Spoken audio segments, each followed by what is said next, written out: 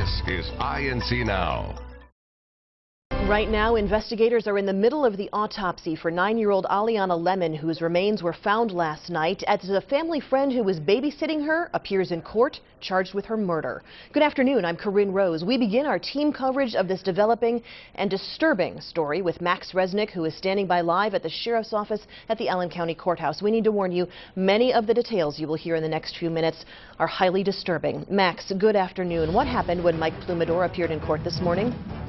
Good afternoon, Corinne. Well, as you stated, he did appear in court in an orange-clad jumpsuit, standard issue at the jail. He had handcuffed from his hands to his feet. He was formally read the charge of murder.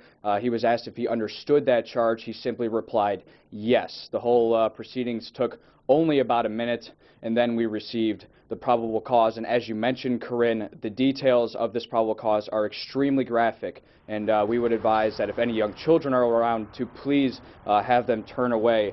Mike Plumadore struck Aliana in the head multiple times with a brick Thursday morning, killing her. He then brought her body inside his trailer where he dismembered her. Now, some parts of Aliana's body were put in freezer bags and taken to a dumpster not too far from the trailer. He then decided to keep her head, hands, and feet in the freezer in his trailer. He's now sitting in Allen County Jail. Joining me now to discuss how this case has proceeded and what the last few days have been like is Allen County Sheriff Ken Freeze. Ken, during the press conference just about a half hour ago, you said that you knew it was Plumadore. You knew in your gut. Why?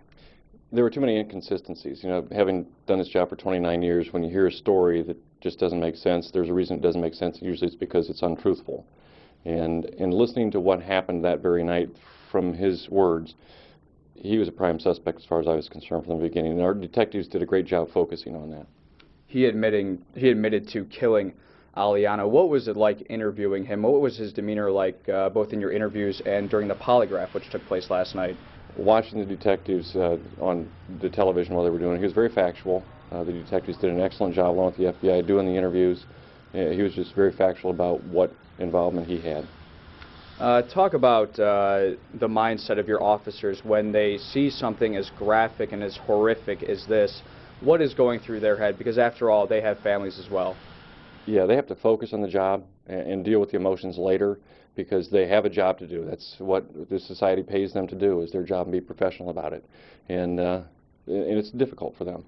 And final question, certainly this is not the resolution we were looking for, but there is some resolution in this case. How important is that? It's important for the family, and I think it's important for the officers. At least we have somebody we can charge. We know that there's not a little 9-year-old laying out there someplace, and we've done a good job. It's just not, like you say, the outcome we hope for. Thank you. Sheriff Ken Freeze with the Allen County Sheriff's Department, Corinne.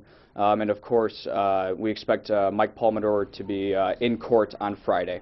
And Max, is there any indication at all? I know that you were at the news conference when Mick Alexander from the prosecutor's office was there just about an hour ago. Any indication at all as to what the motive might possibly have been for this?